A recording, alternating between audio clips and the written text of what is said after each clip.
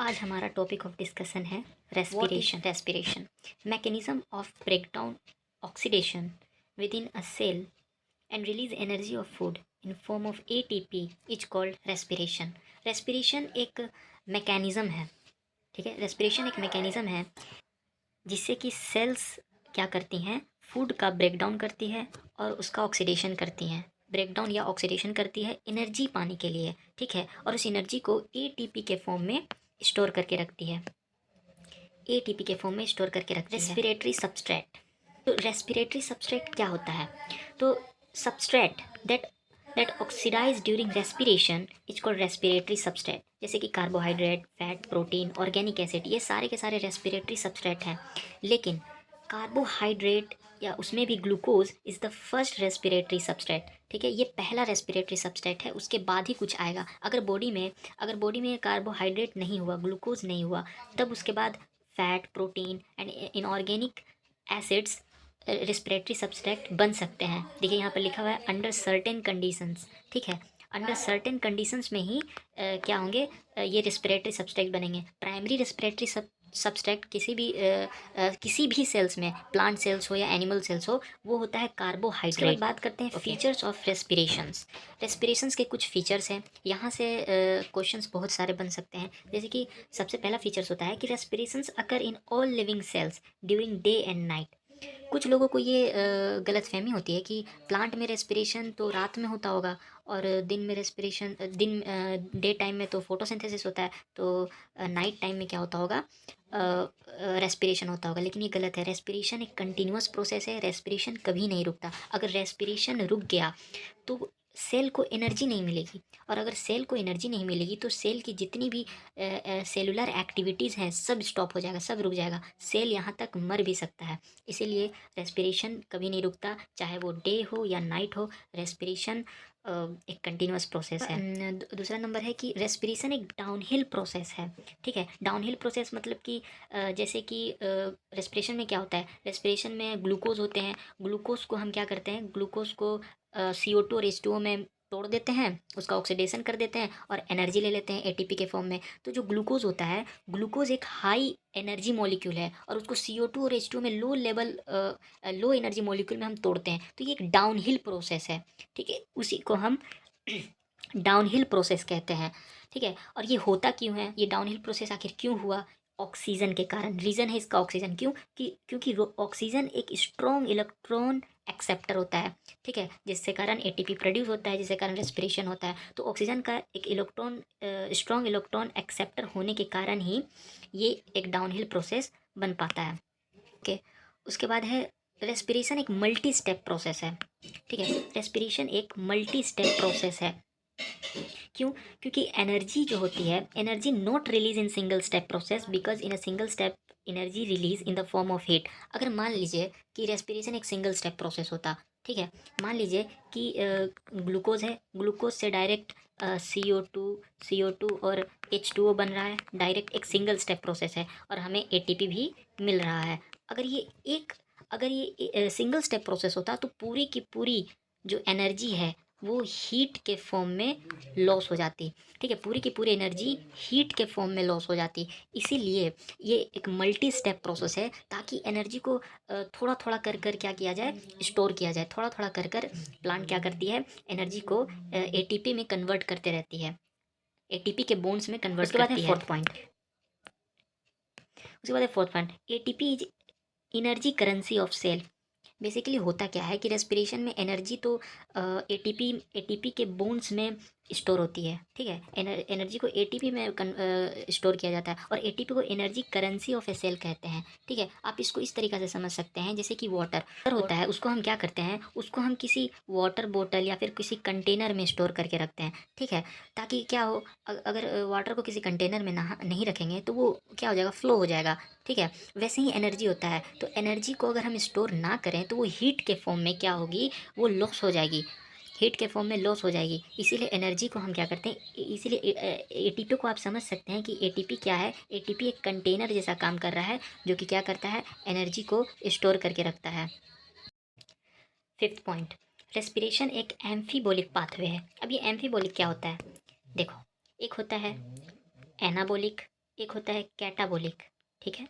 Anabolic क्या होता है, एनाबोलिक प्रोसेस या एनाबोलिक पाथवे क्या होता है, इसमें जैसे कि ये कंस्ट्रक्टिव और या फिर अपहिल पाथवे होता है। मतलब कि जैसे कि मान लो ये अमीनो एसिड्स हैं, ठीक है, और ये अमीनो एसिड्स क्या हो गए, ये आपस में बॉन्ड बनाकर एक बड़ा प्रोटीन बना दिए, ठीक है, एक बड़ा प्रोटीन बन गया।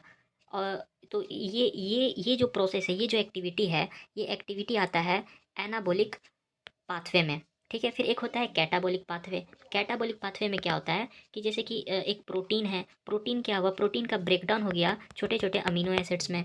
तो ये और ये डाउनहिल प्रोसेस होता है, ठीक है। ये एक डाउनहिल प्रोसेस होता है, जैसे कि रेस्पिरेशन है, रेस्पिरेशन में क्या हो रहा है, रेस्पिरेशन में ग्लूकोज है, ग्लूकोज क्या हो रहा है, CO2 और H2O में कन्वर्ट होता है। तो ये एक तो डाउनहिल प्रोसेस है, तो डाउनहिल प्रोसेस है। और कैटाबोलिक पाथवे में क्या होता है, डाउनहिल प्रोसेसेस होते हैं। लेकिन रेस्पिरेशन एक एम्फीबोलिक पाथवे है। रेस्पिरेशन डाउनहिल प्रोसेस होने के कारण भी ये कैटाबोलिक पाथवे ना होकर ये एम्फीबोलिक पाथवे होता है, ठीक है। बहुत से लोगों को ये गलतफहमी होती है कि रेस्पिरेशन में तो क्या हो रहा है, रेस्पिरेशन तो एक डाउनहिल प्रोसेस है, तो वो तो कैटाबोलिक होता होगा, कैटाबोलिक पाथवे होता होगा। लेकिन नहीं, रेस्पिरेशन एम्फीबोलिक पाथवे होता है। आखिर ये ऐसा क्यों होता है, इसका रीज़न हम आगे जानेंगे, ठीक है। आगे हमें समझ में आएगा कि ये एम्फीबोलिक पाथवे क्यों होता है। टाइप्स ऑफ रेस्पिरेशन की, तो हम तो नाइन्थ क्लास से जानते आ रहे हैं, there are 2 types of respiration. पहला होता है एरोबिक और दूसरा होता है एनारोबिक रेस्पिरेशन, ठीक है। एरोबिक रेस्पिरेशन में कंप्लीटली ऑक्सीडेशन ऑफ फूड होता है, ग्लूकोज का कंप्लीटली ऑक्सीडेशन हो जाता है। लेकिन एनारोबिक रेस्पिरेशन में पार्शियली ऑक्सीडेशन ऑफ फूड होता है, ठीक है। इसमें ऑक्सीजन का कोई इंपॉर्टेंस नहीं होता, ठीक है। एरोबिक रेस्पिरेशन जो होता है ये 4 स्टेप में होता है, ग्लाइकोलिसिस, दूसरा प्रोसेस लिंक रिएक्शन, और तीसरा क्रैब साइकिल, और लास्ट प्रोसेस होता है इलेक्ट्रॉन ट्रांसपोर्ट सिस्टम, ठीक है। लेकिन यहीं पर एनारोबिक रेस्पिरेशन 3 स्टेप में होता है। पहला होता है ग्लाइकोलिसिस, दूसरा होता है लैक्टिक एसिड फर्मेंटेशन, और तीसरा होता है अल्कोहलिक फर्मेंटेशन, ठीक है। ये दोनों में से कोई एक ही होगा। कुछ ऑर्गेनिज्म लैक्टिक एसिड फर्मेंटेशन करते हैं, तो कुछ ऑर्गेनिज्म अल्कोहलिक फर्मेंटेशन करते हैं। आगे देखेंगे कैसे, ओके।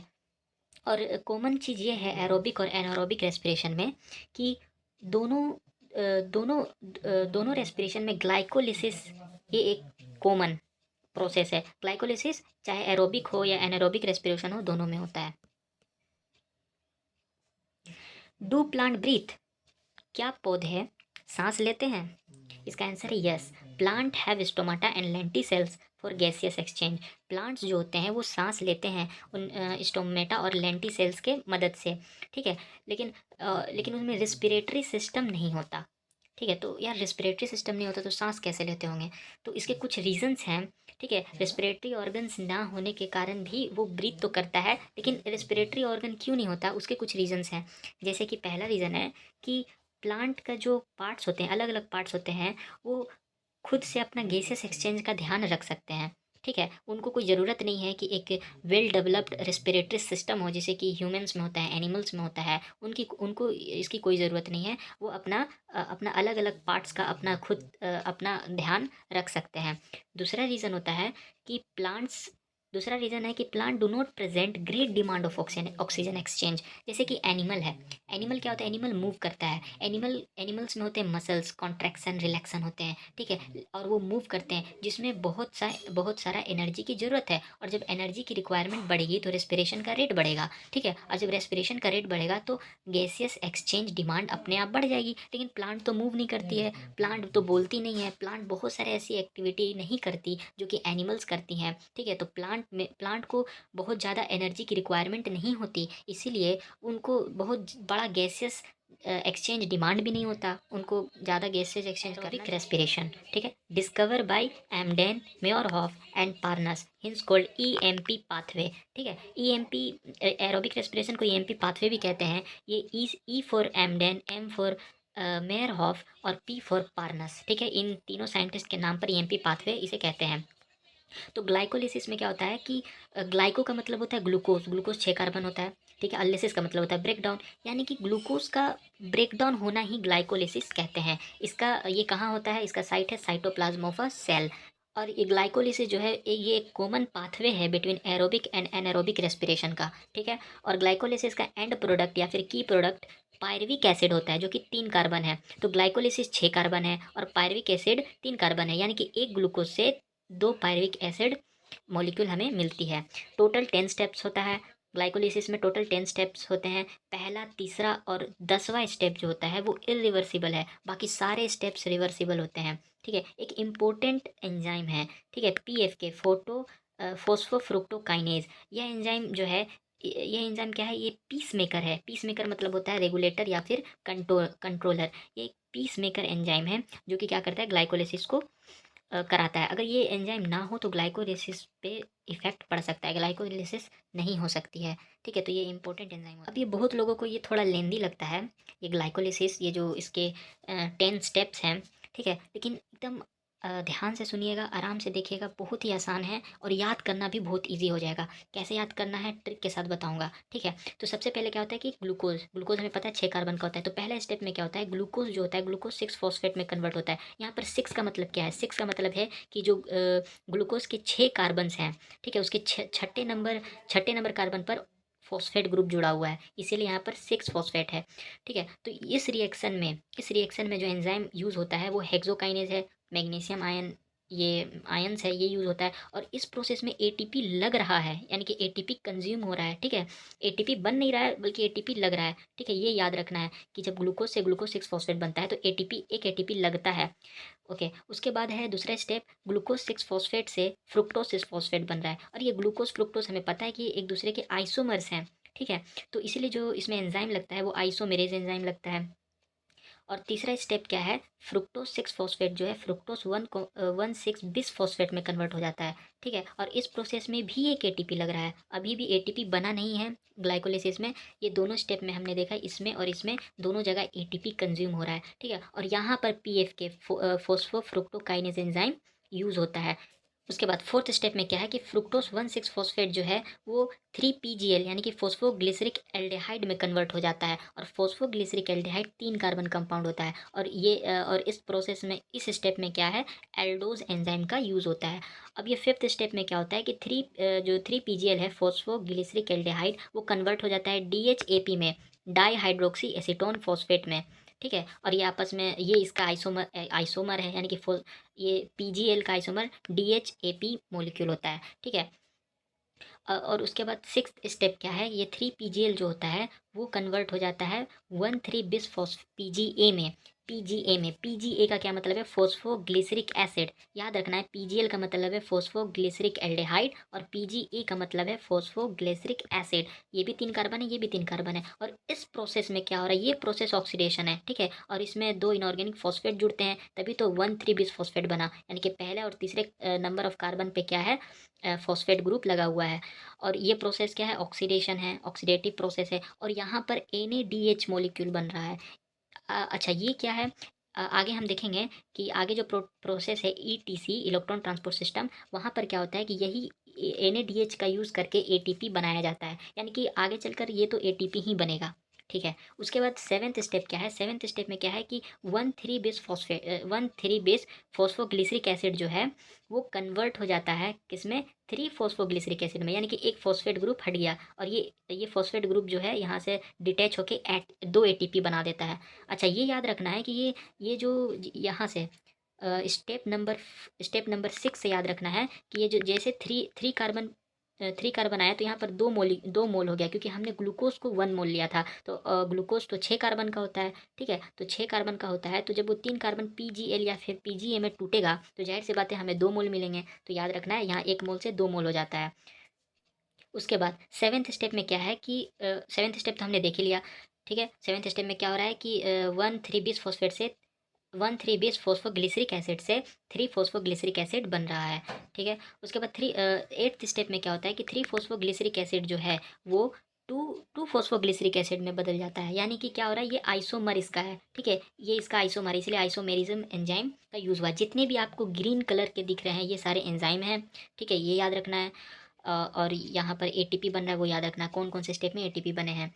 ओके, नाइन्थ स्टेप में क्या हो रहा है कि जो 2 PGA था, है ना, 2 फॉस्फोग्लिसरिक एसिड था, वो PEP में कन्वर्ट हो जाता है, फोस्फोइनोल पायरुवेट में। ठीक है, ये भी तीन, PEP क्या है, ये भी 3 कार्बन कंपाउंड है और इसके भी 2 मोल ही रहेंगे। ठीक है, और ये जो PEP है 10th स्टेप में क्या होता है, PEP जो है वो कन्वर्ट हो जाता है लास्टली पायरुविक एसिड, जो कि एंड प्रोडक्ट ऑफ ग्लाइकोलिसिस है। और पायरुविक एसिड क्या है, ये 3 कार्बन कंपाउंड होता है और इस प्रोसेस में भी 2 ATP जनरेट होता है। और जो एंजाइम यूज़ होता है वो पायरुविक एसिड काइनेज। ठीक है, इस एंजाइम की मदद से ये पायरुविक एसिड बनता है। ये दो स्टेप याद रखना है। एक तो टेंथ स्टेप में ATP बन रहा है, उसके बाद एक 7th स्टेप में ATP बनता है।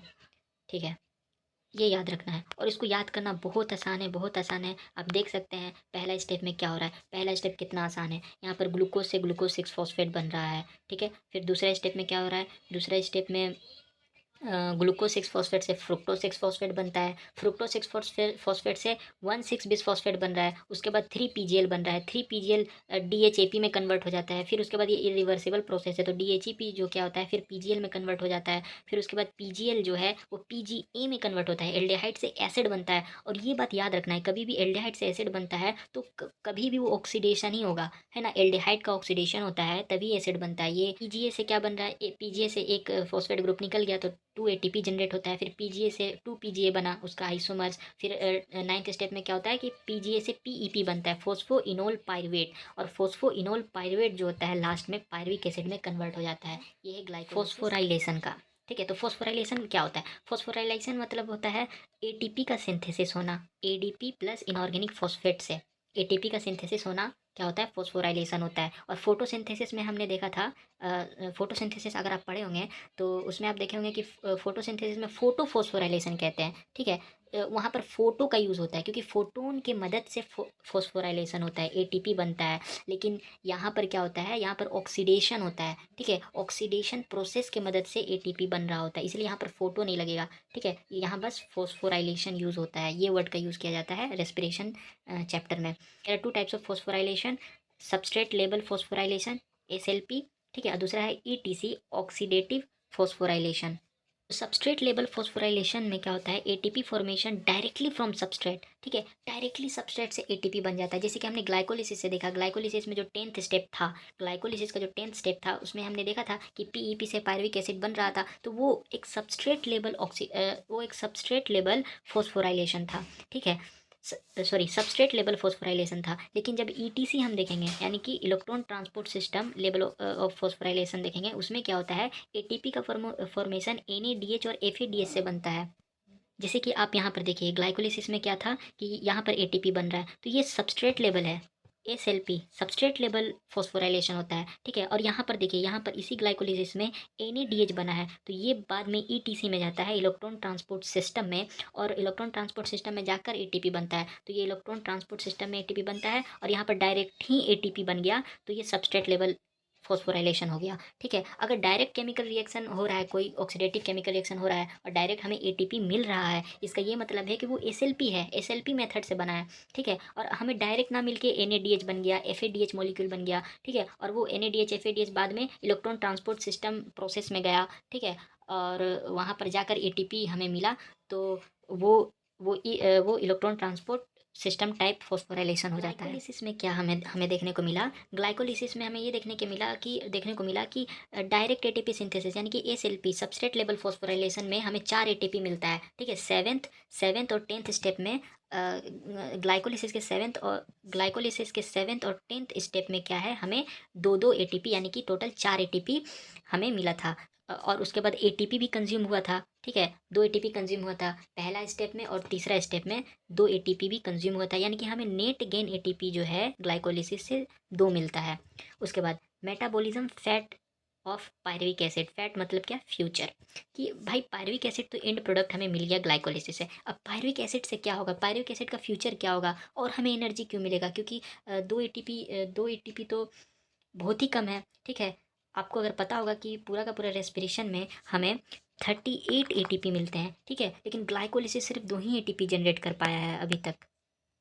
Depends on cellular need and availability of oxygen, तो पायरुविक एसिड का क्या होगा, पायरिक एसिड डिपेंड करेगा कि सेल्स की नीड क्या है और ऑक्सीजन का अवेबिलिटी क्या है। अगर मान लीजिए बॉडी में ऑक्सीजन की अवेबिलिटी नहीं हुई तो पायरिक एसिड माइटोकॉन्ड्रिया में नहीं जाएगा, क्रैब साइकिल नहीं चलेगा, यानी कि इसका फ्यूचर क्या है, साइटोप्लाज्म में ही रह जाएगा और इससे और एटीपी और एनर्जी हमें नहीं मिल पाएगी, सेल्स नहीं ले पाएगी। या फिर ऑर्गेनिज्म, लेवल ऑफ ऑर्गेनिज्म पे भी डिपेंड करता है। जैसे कि बहुत सारे प्रोकैरियोट्स हो गए या फिर ईस्ट हो गया, फंजाई हो गया, उसमें क्या होता है, उसमें पायरिक एसिड जो है, पायरिक एसिड का फिर बाद में वो हो जाता है, अल्कोहल में कन्वर्ट हो जाता है, लैक्टिक एसिड में कन्वर्ट हो जाता है और वो उसमें माइटोकॉन्ड्रिया तो होता नहीं है, ठीक है, प्रोकैरियोट्स वगैरह सेल में, तो उसमें फर्दर कोई भी रेस्पिरेशन प्रोसेस नहीं होता है, ठीक है, वो वहीं रुक जाता है, यानी कि एनारोबिक रेस्पिरेशन जैसा आप समझ सकते हैं। उसके बाद साइटोप्लाज्म, साइटोप्लाज्म में क्या हो रहा है कि एनारोबिक रेस्पिरेशन होता है जिसमें 2 एटीपी प्रोड्यूस होता है। लेकिन माइटोकॉन्ड्रिया में क्या होता है, अगर यही पायरिक एसिड माइटोकॉन्ड्रिया में गया तो एरोबिक रेस्पिरेशन होगा और 38 एटीपी प्रोड्यूस। अब बात करते हैं लिंक रिएक्शन की, ठीक है। लिंक रिएक्शन को ऑक्सीडेटिव डीकार्बोक्सिलेशन भी कहते हैं, क्योंकि यहाँ से इस रिएक्शन में CO2 का इवोल्यूशन होता है, CO2 निकलता है। तो लिंक रिएक्शन को लिंक रिएक्शन बेसिकली इसीलिए कहते हैं क्योंकि ये रिएक्शन ग्लाइकोलिसिस को क्रैब साइकिल से जोड़ता है, कनेक्ट करता है, ठीक है। ये क्रैब ग्लाइकोलिसिस और क्रैब साइकिल के बीच में ये रिएक्शन होता है। इसका साइट है मैट्रिक्स ऑफ माइटोकॉन्ड्रिया, ये माइटोकॉन्ड्रिया के मैट्रिक्स में ही होता है, ठीक है। इसके लिए 5 फैक्टर रिक्वायर्स होते हैं, ये याद रखना, ये इंपॉर्टेंट है, ये 5 फैक्टर्स, ठीक है। पहला है TPP, ये रिएक्शन तभी होगा जब ये 5 फैक्टर्स अवेलेबल होंगे मैट्रिक्स ऑफ माइटोकॉन्ड्रिया में। पहला है TPP, थायमीन पायरोफॉस्फेट। दूसरा है लिपोइक एसिड LA, फिर है कोएंजाइम A, फिर NAD+, ये कैटाबोलिक हाइड्रोजन एक्सेप्टर है। और मैग्नीशियम रिएक्शन कैसे होता है देखिए, यहाँ पर पायरिक एसिड है, हमें पता है हमने शुरू से क्या लेकर चला है, हमने लेकर चला है 1 glucose mole, 1 mole of glucose, ठीक है। तो 1 मोल ऑफ ग्लूकोज लिया है तो हमें पायरिक एसिड तो जाहिर सी बात है 2 मोल मिलेंगे, ठीक है। इसके साथ कोएंजाइम A है, ठीक है, ये एक ऑक्सीडेशन प्रोसेस है। इसमें TPP LP ये सारे को फैक्टर जो हमने अभी पढ़ा, ठीक है, ये सारे को फैक्टर लग गए और यहाँ NAD+ आया, ठीक है। NAD+ क्या करेगा, हाइड्रोजन को एक्सेप्ट कर लेगा इस मॉलिक्यूल से और फिर क्या होगा, ये मॉलिक्यूल एसिटाइल कोएंजाइम A इसमें कन्वर्ट हो जाएगा। और ये जो मॉलिक्यूल है ये 2 कार्बन मॉलिक्यूल है, ठीक है। ये 2 कार्बन मतलब ये जो मॉलिक्यूल है ये 2 कार्बन के, पायरिक एसिड 3 कार्बन मॉलिक्यूल होता है और एसिटाइल कोएंजाइम में 2 कार्बन मॉलिक्यूल होता है। और यहाँ पर CO2 यानी कि 2 मोल CO2 रिलीज होंगे और ये भी 2 मोल होंगे, ठीक है। क्योंकि 2 मोल हमने पायरिक एसिड लिया तो 2 मोल बनते हैं एसिटाइल कोएंजाइम में। अगर हम एसिटाइल कोएंजाइम ए की इंपॉर्टेंस की बात कर लें तो ये मॉलिक्यूल बहुत ही ज़्यादा इंपॉर्टेंस है, इसका इंपॉर्टेंस तो हम आगे पढ़ेंगे ही, इसका इंपॉर्टेंस क्या है। लेकिन अभी थोड़ा बहुत जान लें इस मॉलिक्यूल्स के बारे में कि ये मॉलिक्यूल क्या करता है। ये मॉलिक्यूल, इसी मॉलिक्यूल की वजह से ही बेसिकली हम कह सकते हैं कि रेस्पिरेशन जो है ना वो कैटाबोलिक पाथवे ना होकर एम्फीबोलिक पाथवे बनता है, ठीक है। आगे जानेंगे, बहुत ही इंटरेस्टिंग है। थैंक यू एवरीवन मेरे साथ लास्ट तक बने रहने के लिए। और इसका सेकंड पार्ट तुरंत ही आने वाला है, तो चैनल को सब्सक्राइब कर लीजिए ताकि आपके पास नोटिफिकेशन पहुंच जाए। Thank you.